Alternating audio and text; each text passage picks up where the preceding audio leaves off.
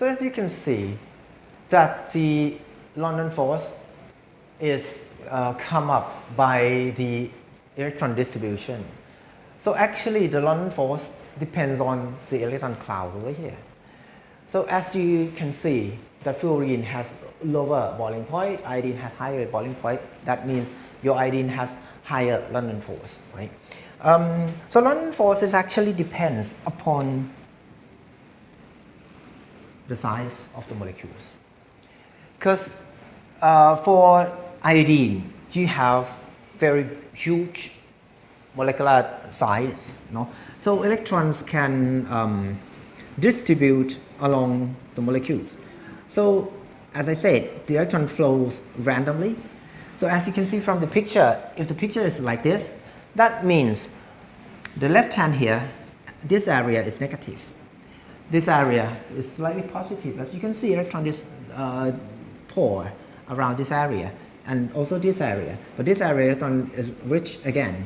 So on the surface of iodine, you can have kind of charge distribution, right, around the surface. But for fluorine, right, this is bigger, this is iodine, this is smaller, this is fluorine. So you have just a limited space for electrons to be circulate or to be distributed. Right? So it's hardly to creating the kind of electrostatic, right, on your molecular surface.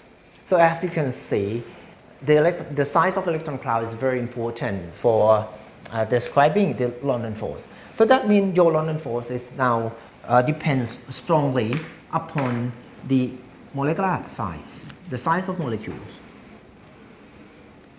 not the mass, not the mass. Because normally,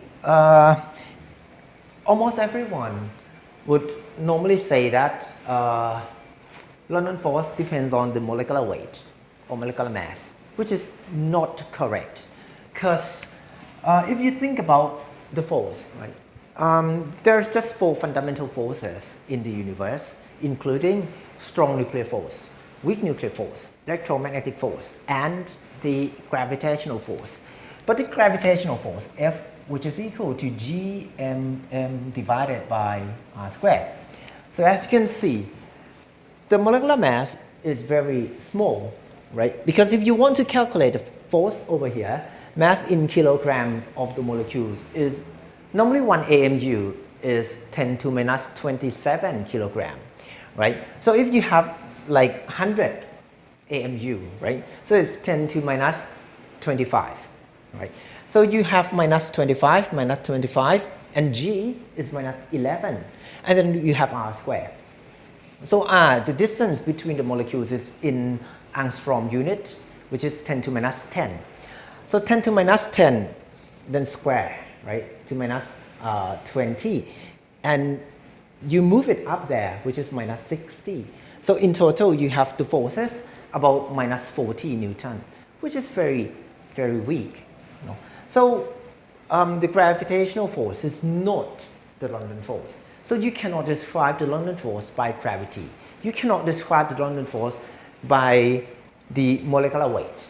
It's stupid, right? But why everyone talk about the molecular weight? Because it's easier for you to talk about, right? Because the molecular size is quite difficult because it depends on so many things. It depends on the atomic radii of each particular atom in the molecules. So if you have kind of complicated molecules, it depends on the structure, it depends on the size of each particular atoms in the molecule. So it's very hard to describe.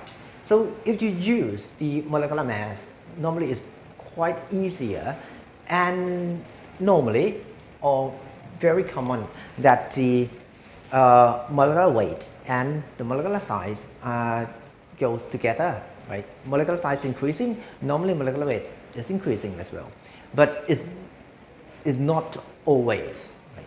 So I give you this one as well. So hydrogen gas and helium gas. So if you think about the molecular weight, molecular weight of hydrogen is 2, right? Because hydrogen has molecular weight, atomic weight of hydrogen is 1. So you have H2, molecular weight is 2. Instead, helium molecular weight is 4. So if you think about the London force, if it really depends upon the gravity or molecular mass or molecular weight, you can see that helium has higher molecular weight, 100% higher than the hydrogen gas. Then the boiling point of helium shall be higher than the boiling point of hydrogen gas, right? But if you think about the size, hydrogen and helium gas, hydrogen atom and helium atom stay in the same row, right, in the first period of the periodic table, which is quite similar into the atomic radii, right? Helium has two proton, right, two electrons. So the electrostatic or Coulombic force between nucleus and the electron cloud is stronger. So relatively, atomic size of helium is smaller than hydrogen atom.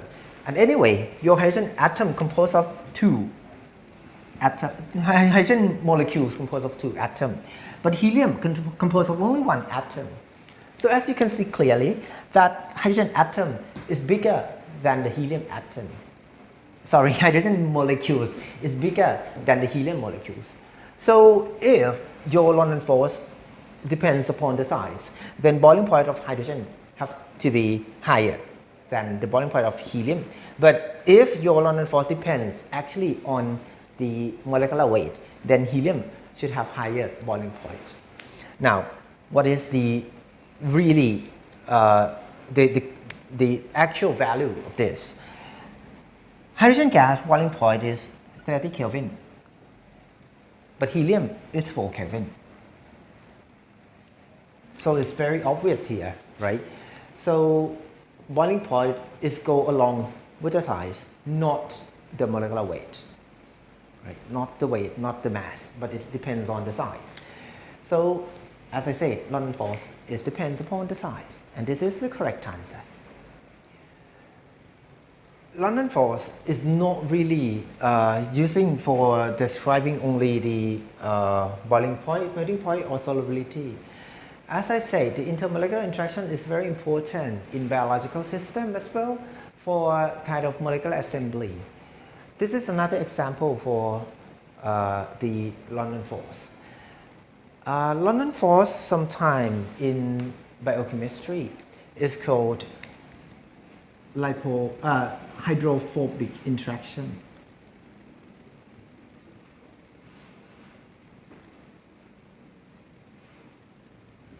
But why we call London force as hydrophobic interaction? Because in the cells, normally more than half or 50% of the cells are composed of water, right? More than 75% of the cells are composed of water actually. So that means the environment in the cells are aqueous, are very high polar. So if you have kind of non-polar molecules or very low polar molecules, they cannot stay in the aqueous media. So what tends to be is all the non-polar molecules stay away from water, pack themselves up together. So we can call this as the hydrophobic interaction, right? Phobic, phobia is mean afraid of, right? Hydro is water. So it is the interaction of the things that are afraid of water stay together in state. The picture I am showing you here is the retinol. Retinol is a kind of vitamin A that is very important for our eyesight, right? Because the retinol is trapped into a protein.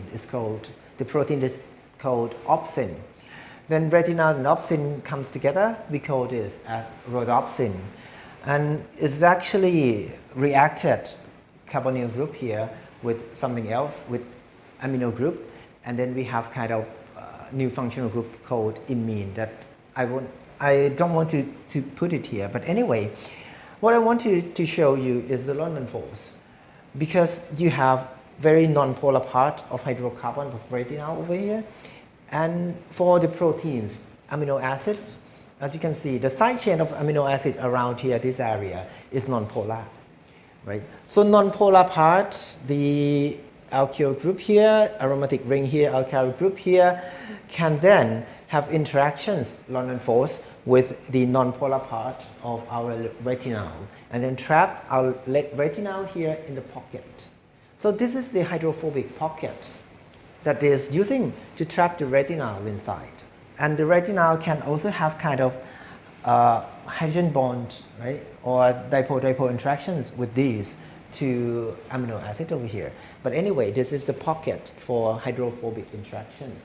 Or we can say that the London force can bring your retinal here in the structure.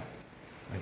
So this is how the London force can be applied into biochemistry, molecules, molecular structure and functions like this.